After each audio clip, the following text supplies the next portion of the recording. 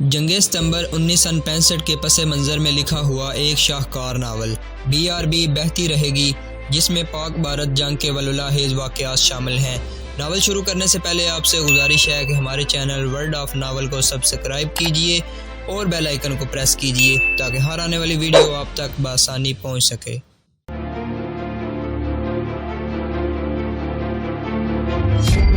Captain Tariq ہنس پڑا اور بولا، کمبخت سرکنڈا کہتا ہے یہ اس قسم کی محبت نہیں۔ اوئے میری سن، تو کسی لڑکی کے ساتھ شادی کرنے کے قابل نہیں۔ میں تیری شادی فوج کے کسی لانگری کے ساتھ کراؤں گا۔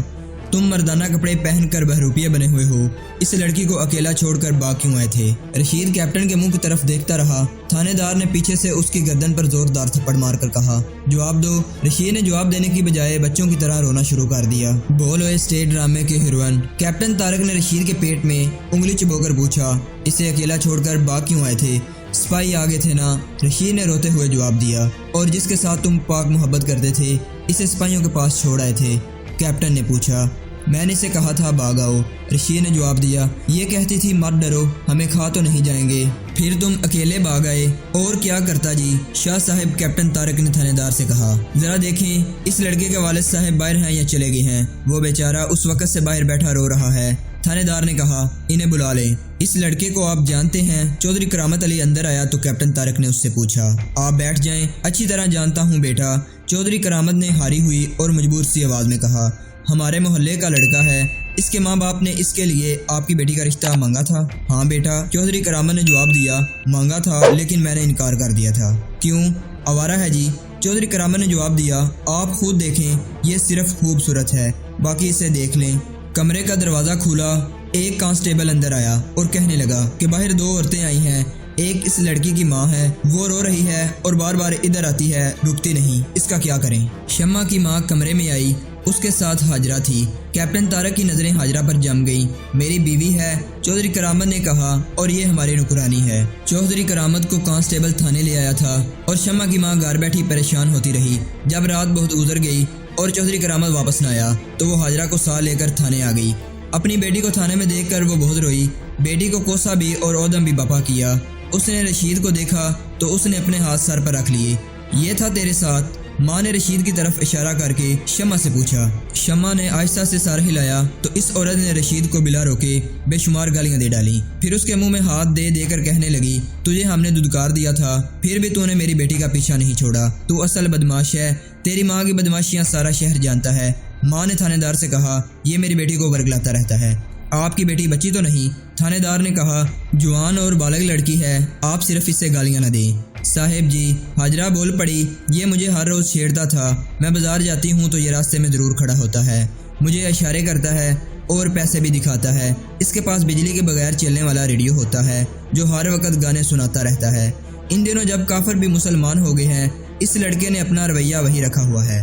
چودھری کرامت نے کہا، اس کی بدماشیوں میں ذرا سا بھی فرق نہیں آیا۔ رشید چپ چاپ کھڑا تھا، شمع سر جھکائے بیٹھی تھی۔ چودھری کرامت اور اس کی بیوی رشید کے خلاف کبھی باری باری اور کبھی اکٹھے بول رہے تھے۔ تھانے دار اور کیپٹن طارق نے سب کو باہر نکال دیا۔ انہوں نے کچھ دیر آپس میں صلاح مشورہ کیا اور شمع کے باپ کو اندر بلایا۔ ہم نے آپ کی عزت کا بہت خیال کیا ہے، کیپٹن طارق نے کہا، آپ اپنی بیٹی کو گھر لے جائیں، میں آپ سے مچلکا لکھوا لوں گا۔ جب اور جس وقت آپ کی بیٹی کو تھانے بلایا جائے آپ اسے تھانے لے آئیں۔ اس لڑکے کو ہم ابھی رہا نہیں کریں گے، ہمیں تفتیش کرنی ہے۔ میں آپ سے یہ توقع بھی رکھوں گا کہ آپ اپنی بیٹی کی نگرانی کریں گے۔ میں آپ کو شاید پہلے بھی کہہ چکا ہوں کہ مجھے پاکستان کی عزت اور سلامتی عزیز ہے، اگر مجھے ذرا سا بھی شک ہوا تو میں آپ کی عزت اور شرافت کی پرواہ نہیں کروں گا۔ رشید کو انہوں نے مزید تفتیش کے لیے تھانے میں روک لیا اور شمع کو اپنے ماں باپ کے ساتھ جانے کی اجازت دے دی۔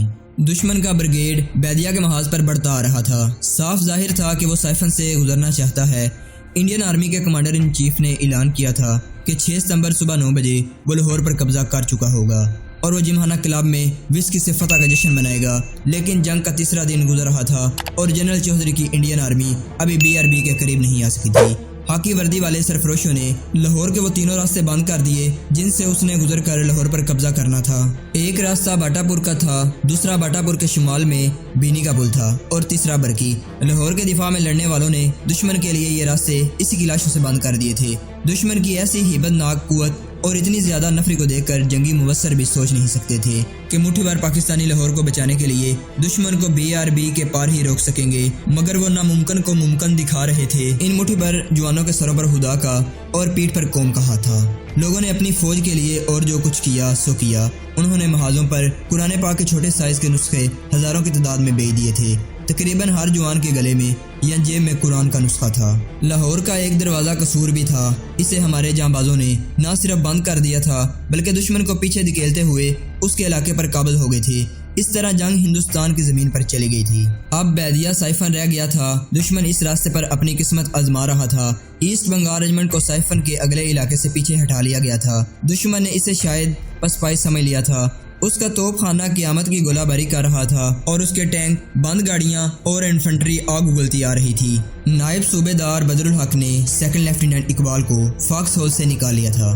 ایک طرف اس کا وائرلیس آپریٹر تھا جو اسے بار بار کمپنی یا بٹالین ہیڈ کوارٹر کا کوئی پیغام دیتا تھا، دوسری طرف نائب صوبے دار بدر الحق اسے چلا چلا کر بتا رہا تھا کہ دشمن جس شدت سے آ رہا ہے اسے روکنا آسان نہیں ہوگا۔ پلاٹون کی پوزیشن ٹھیک نہیں صاحب، بدر الحق نے کہا۔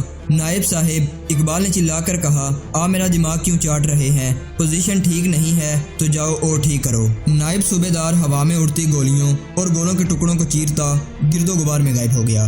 گرد و غبار سے ایک نعرہ بلند ہوا، پاکستان زندہ باد۔ اقبال کو اس نعرے نے ہلا ڈالا۔ اسے ایسے لگا جیسے کسی نے اسے دھکا دیا ہو۔ وہ نہر کی طرف دوڑا اور کنارے کے ساتھ بیٹھ گیا۔ اس نے دوربین آنکھوں سے لگائی تو اس کی سانسیں اکھڑ گئیں۔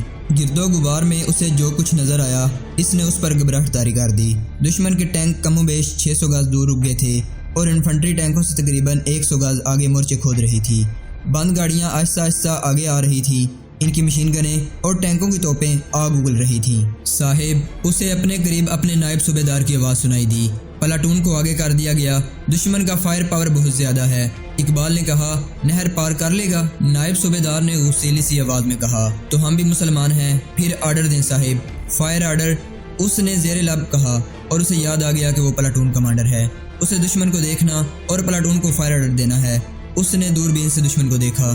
اسے ٹینک، بند گاڑیاں اور دشمن کے سپاہی مورچے کھودتے دکھائی دے رہے تھے۔ ان کا اس نے نظروں سے اور ٹریننگ میں بتائے ہوئے طریقوں سے فاصلہ ناپا، لیکن فائر آرڈر کے متعلق سوچا تو اس نے اپنے ذہن کو خالی پایا۔ ٹارگٹ انڈکشن اور فائر آرڈر جیسے اہم سبق اس کے ذہن سے یوں صاف ہو گئے تھے جیسے کبھی پڑھے ہی نہیں تھے۔ اقبال صاحب، نائب صوبے دار بدر الحق نے اس کے کان میں چلا کر کہا، آرڈر دیں صاحب، ڈسٹینس بولو۔ بولو اقبال صاحب، ڈسٹینس 600 یا 800 ہوگا۔ اقبال نے یوں کہا جیسے اس کے جسم اور دماغ کا رشتہ ٹوٹ گیا ہو۔